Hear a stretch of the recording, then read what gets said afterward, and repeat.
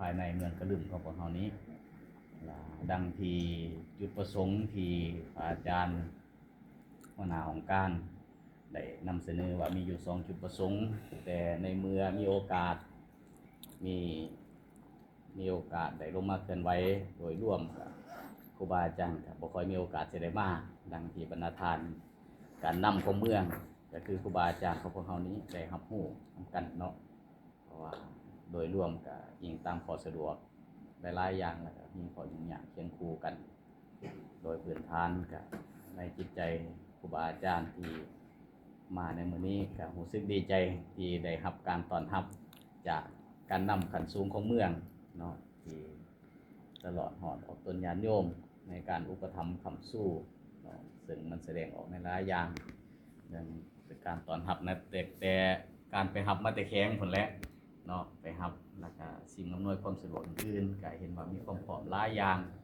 เนาะถือว่าเป็นเงื่อนไขพื้นฐานแผนยุทธศาสตร์ในการขยายวัดว่าพุทธศาสนายังคู่กับการ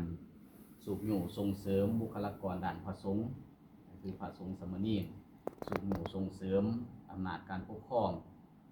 คือพ่อแม่เฒ่าแก่ออกตนญาณโยมให้ใกล้ชิดติดแท้กับวัดว่าพุทธศาสนาของพวกเรานี้ให้นับมีความเข้มแข็งหลายขึ้นอันที่2อันที่3ของประชุมยังได้รับห้องเอาโครงประกอบคณะบริหารงานปปส.แขวงเสกองประกอบมีคณะบริหารงานและที่ปรึกษาในคณะบริหารงานปปส.แขวงเสกองประกอบมี25องค์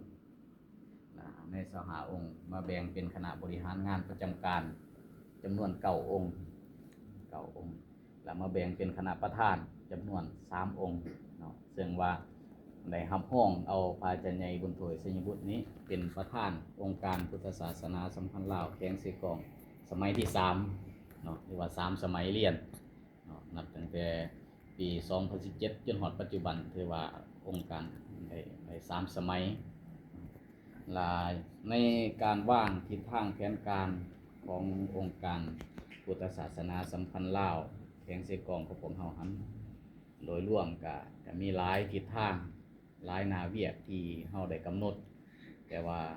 จะลงเลิกบางปัญหาบางเป้าหมายทำนี้ซึ่งว่าในระยะผ่านมาเพื่อปฏิบัติตามทิศทางแผนการขององค์การพุทธศาสนาสัมพันธ์ลาวแขวงโดยเฉพาะก็เป็นเวียกงานกรรมธิการเผยแพร่ปฏิบัติตามแผนซึ่งว่าพวกเฮาได้กำหนดในการลงสอนศีลธรรมตามสถานที่การศึกษาซึ่งว่าในเมื่อบดลมานี้วันที่6ที่7ผ่านมาพวกเฮาก็ได้ไปเฮ็ดกิจกรรมอยู่เมืองตะจึงโดยติดพันกับพิธีเปิดวัดก่อนหน้านั้นก็แม่นได้มีการสอนศีลธรรมอยู่ศาลาบันหลวงโดยมีนักเรียนจากหลายโรงเรียนอยู่ในเทศบาลหันก่อนแล้วภายหลังที่สำเร็จดังกล่าวมันก็จังค่อยสิได้ขยายออกไปอยู่ในนอกเทศบาลซึ่งว่ามีโอกาสได้ลงมาเคลื่อนไหวอยู่เมืองกระลึมของพวกเฮาในมื้อนี้จังถือเอาเวียกงานเผยแพร่ของพวกเฮานี้มาจัดตั้งปฏิบัติว่าเป็นหมากหัวใจสำคัญให้ออกตนญาติโยมฮู้แนวทางฮู้การปฏิบัติฮู้ศีลฮู้ธรรมฮู้ตัวใดเป็นประโยชน์ตัวใดเป็นโทษตัวใดเป็นบุญตัวใดเป็นบาปการเป็นเวียกเผยแพร่เป็นการปลุกระดมคนกวยให้ออกตนญาติโยมเชื่อมั่นต่อพุทธศาสนาก็คือแนวทางนโยบายของภาครัฐของพวกเฮานั้นจังว่าพวกเฮาได้มีโอกาสได้ลงมาก็เฮ็ดกิจกรรมติดพันเป็นจังว่าได้นำที่จะลงสอนศีลธรรมก็เริ่มตั้งแต่การพื้นฐานนับยิตนี่แหละการแสดงความเคารพก็คือการนบการไหว้นบครูบาอาจารย์นบแนวใดนบพระรัตนตรัยนบแนวใดล่ะแสดงความเคารพต่อผู้ใหญ่เฮาสินบแนวใดสินบแนวใดสิกราบแนวใดตัวนี้เป็นพื้นฐานนับแต่เป็นพื้นฐานอันที่2มาก็ศีล